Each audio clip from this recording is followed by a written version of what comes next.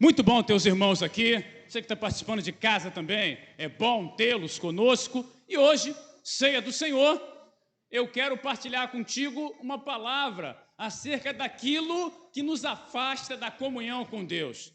Não há nada mais perigoso do que o pecado que se infiltra na vida da gente e se torna algo comum.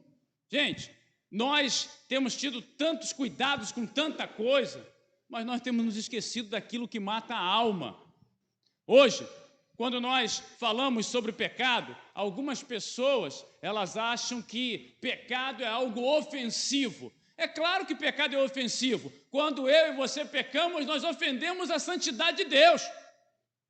E não é para a gente ficar ofendido quando ouve sobre pecado, não. É para a gente se arrepender e mudar de vida.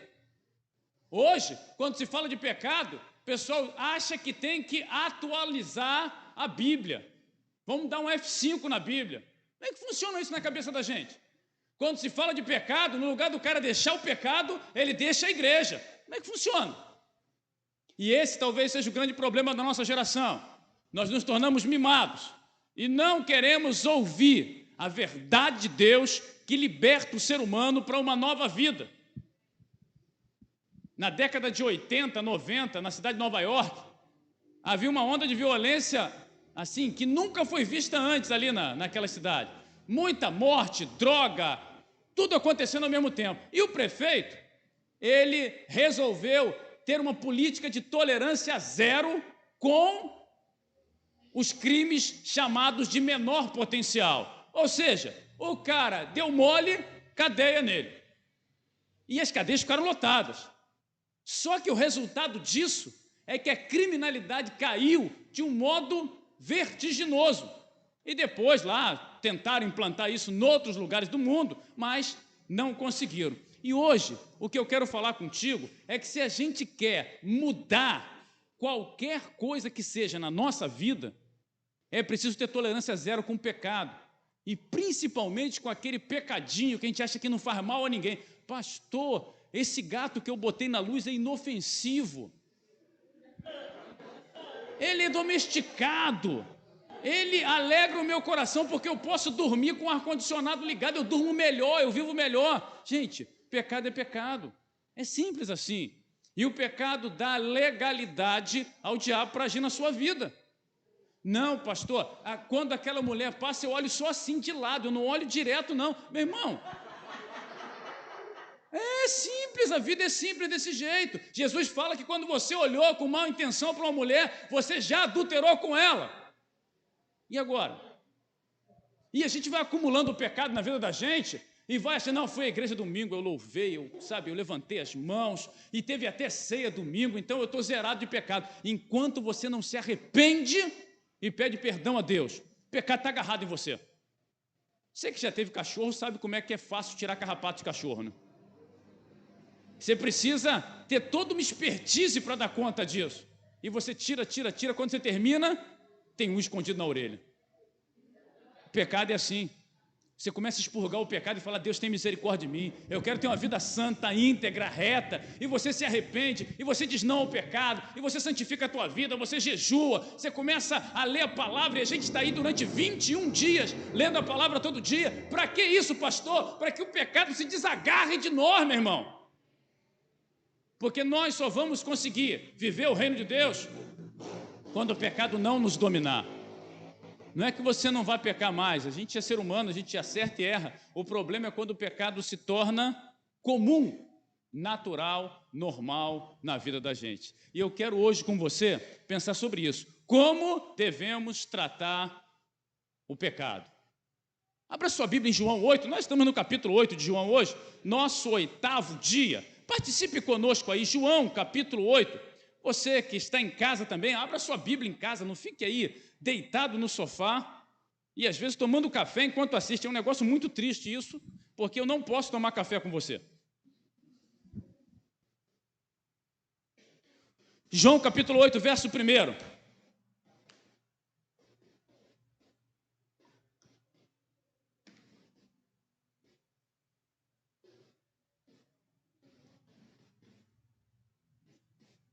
Diz assim a palavra: Jesus, porém, foi para o Monte das Oliveiras, e pela manhã cedo tornou para o templo, e todo o povo vinha ter com ele, e assentando-se, os ensinava.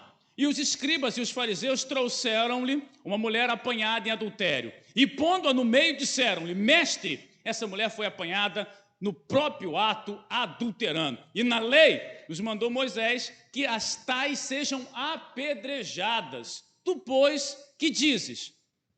Isto diziam eles, tentando, para que tivessem do que o acusar. Mas Jesus, inclinando-se, escrevia com o dedo na terra. E como insistissem perguntando-lhe, endireitou-se e disse-lhes: Aquele que dentre vós está sem pecado, seja o primeiro que atire pedra contra ela.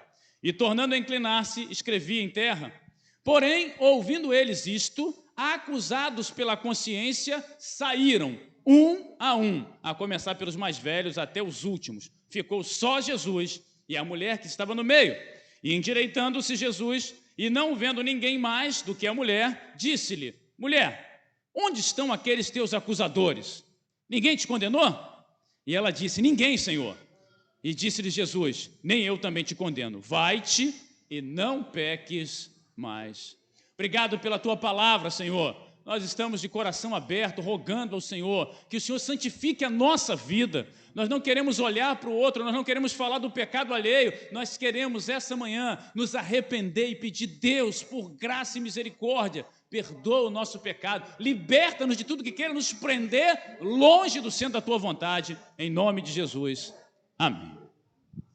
Pois bem, meus irmãos, nós olhamos para esse texto e a gente começa a perceber algumas coisas aqui de como Jesus trata o pecado, de como Jesus, ele lida com o erro. Jesus, ele não vai coadunar com o erro, Jesus não vai achar que é assim mesmo. Não, está tudo bem, não tem, está tudo bem. Agora, ele espera da gente que quando o pecado aconteça, em primeiro lugar, nós olhemos primeiro para nós. Porque falar do pecado alheio não nos torna santos. Falar do pecado alheio só nos torna mais pecadores. E é fácil julgar o servo dos outros. Difícil é servir ao Senhor. O verso 7, ele fala assim: Como insistissem perguntando-lhe, endireitou-se e disse-lhes: Aquele que dentre vós está sem pecado, seja o primeiro que atire pedra contra ela. A mulher realmente foi pega em flagrante ato de adultério. A lei esperava que uma atitude severa fosse tomada. No entanto, antes de julgar aquela mulher, o que Jesus chama a gente para fazer aqui é julgar a nós mesmos. Será que nós também não seríamos dignos de apedrejamento? Tacar pedra nos outros é fácil. Difícil é receber pedrada. Olhar para a gente é o nosso desafio, gente.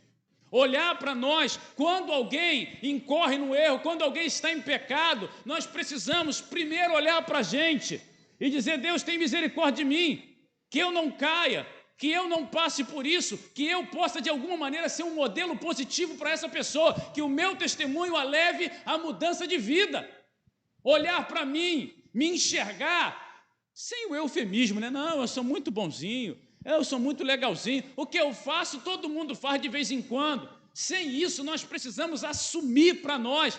Esses homens, eles queriam justiça travestida de vingança, porque eles fizeram uma armadilha para o Senhor e, ao mesmo tempo, estavam usando aquela mulher. É isso que a gente acaba no dia a dia vivendo. Nós queremos a nossa vontade e, para isso, usamos as pessoas, manipulamos a religião para alcançar o que a gente quer. Só que Jesus, diante do pecado, fala: nada disso vale. O que vocês precisam fazer é olhar para dentro de vocês. E se vocês estão sem pecado, podem começar o apedrejamento. O único que não tinha pecado ali, quem era? E ele não apedrejou. Quero dizer para você que o Senhor não apedreja você. Quando você peca, Ele te dá uma nova oportunidade. Ele te chama ao arrependimento, a uma nova ideia, e a gente precisa entender isso e olhar para a gente e dizer: Deus, eu quero. Porque o que acontece com o outro, meu irmão, serve de espelho para mim. Eu lembro uma vez, a gente foi passar férias em São Pedro da Aldeia. Voltando de lá, eu acho que ainda era o velho Caveirão, estávamos voltando lá, no meio da estrada, um ônibus perdeu o controle, meu irmão, veio em cima da gente.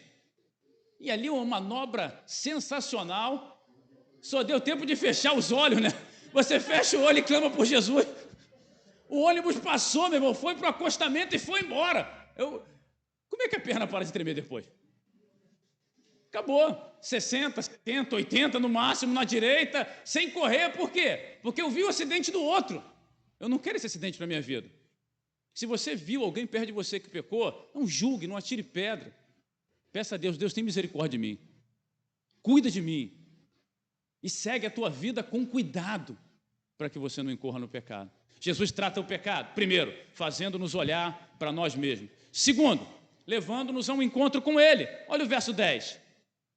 Endireitando-se Jesus, e não vendo ninguém mais do que a mulher, disse-lhe: mulher, onde estão aqueles teus acusadores? Ninguém te condenou? Aquela mulher, ela achou que aquele seria o pior dia da vida dela, e tinha muitos motivos para ser, porque ela errou, enfim, fez uma lambança enorme, e agora, no meio de tudo que aconteceu, Jesus a encontra e acolhe.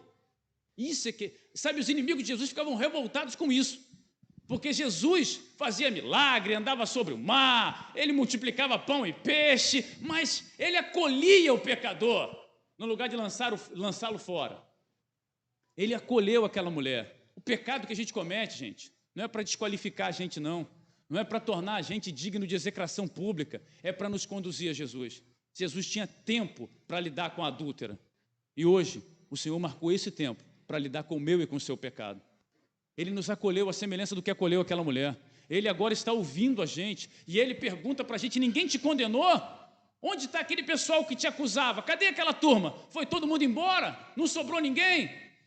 O Senhor não te trouxe aqui para te acusar, Ele te trouxe aqui para te perdoar, para que você tenha um encontro pessoal com Ele. O pecado, ele só tem poder de nos destruir quando ele nos leva para longe do Senhor, mas quando ele nos coloca face a face com Jesus, é uma oportunidade de arrependimento e vida nova. É para isso que ele nos trouxe aqui hoje, para que a gente pudesse olhar para a gente, se enxergar e dizer: Senhor, hoje eu me encontrei contigo. Hoje eu entendo então que não é religião, que não é absolutamente nada dos relacionamentos que eu tinha, nada, é o Senhor. O pecado, quando me leva ao encontro com Jesus, ele muda a minha história. Essa mulher começa o dia esperando morte e termina o dia vivendo para sempre. Está percebendo? O diferencial é Jesus. Todos nós aqui temos em comum o pecado que nos rodeia, que nos persegue, e o diferencial é Jesus que nos perdoa e nos dá nova vida. Que a gente compreenda isso hoje e se encontre com o Senhor, porque tem encontros que mudam a vida da gente, pessoal. E esses encontros não podem ser esquecidos. Quantas vezes você está aí perdido, sem perspectiva, e aí você encontra Jesus Cristo e a sua vida é transformada. Há algum tempo atrás, vocês lembram da história do Scooby, né? Scooby estava perdido. Estava lá, atravessando a rua, dos dois lados, de um lado para o outro, doido para virar asfalto. E nós encontramos o Scooby. Levamos ele para casa, demos banho, achando que ele ficava uma semana. E ele ficou quase 5 anos lá em casa. É assim. Um dia Jesus encontrou você, à beira da morte, e ele te levou para casa, te limpou e te fez parte da família. A gente tem que entender isso, gente. O pecado não pode nos dominar, nem nos impedir de viver. Pelo contrário, se eu pequei, eu preciso ir a Jesus. E o texto segue no verso 11. E ela disse: ninguém, Senhor. E disse-lhe Jesus: nem eu também te condeno. Vai-te e não peques. Jesus muda o curso da nossa vida. Quando a gente peca, Ele quer mudar o curso da nossa vida. Jesus não disse para ela: minha filha, isso é assim mesmo. Isso aí, se for olhar esse pessoal aí, todos eles aí. Não, Ele não falou isso, não. Ninguém te condenou? Não. Então, minha filha, vai e não peques mais. Ou seja, muda de vida. Hoje o que a gente vê é o contrário disso. Não, meu irmão, não se preocupa não, isso aí, não mexe nisso não, vai dar confusão, não fala sobre isso. Meu irmão, se você não mudou de vida, você não recebeu Jesus como seu Senhor e Salvador, ponto. Essa mulher foi acolhida, essa mulher foi tratada pelo Senhor, no entanto, Jesus a corrige. Aquele que está sem correção não é filho, é bastardo. E tem um monte de gente dentro da igreja que não quer ser corrigido, que quer viver do jeito que quer. E eu quero falar agora com você, jovem e adolescente, preste atenção nisso aí, ó. Se você não deixar a palavra conduzir você, você não é filho de Deus, está se enganando, está perdendo tempo. Há muitas pessoas achando que sabem mais do que a Bíblia, que sabem mais que Jesus, que são melhores que o Evangelho, e vão ficando dentro da igreja achando que é assim mesmo, e não é. Não é. Ou eu me arrependo e mudo de vida, ou eu estou perdendo tempo participando de uma congregação. Eu estou à toa. Essa mulher, Jesus encontra ela, Jesus a perdoa e fala: minha filha, maravilha, mas se você não mudar de vida, logo, logo o pecado vai te dominar de novo. E é o que tem acontecido, pessoal, ou não é? Quanta gente hoje, quanta gente não mudou de vida e está dentro da igreja? Quanta gente acolhe pecado aí escondido, que ninguém sabe, mas Deus sabe. E hoje o que ele está falando com a gente é que é tempo de voltar para casa, voltar para a nossa realidade e não pecar mais. Ah, pastor, você é perfeito. Não incorra mais nesse pecado que te dominou. Jesus falou para ela: olha só, larga esse negócio de adultério, não vai dar certo não. Volta para a tua casa, muda de vida. Segue a tua vida de modo diferente. É o que eu estou falando para você hoje. Quando terminar o culto, volta para a tua casa diferente. É isso que faz valer a pena, sabe? Porque não adianta a gente guardar o pecado. O pecado é uma oportunidade de sermos perdoados. Jesus perdoou aquela mulher. Ele quer perdoar a mim e a você. O legal do texto é que em nenhum momento Jesus se coloca como se fosse melhor que ela.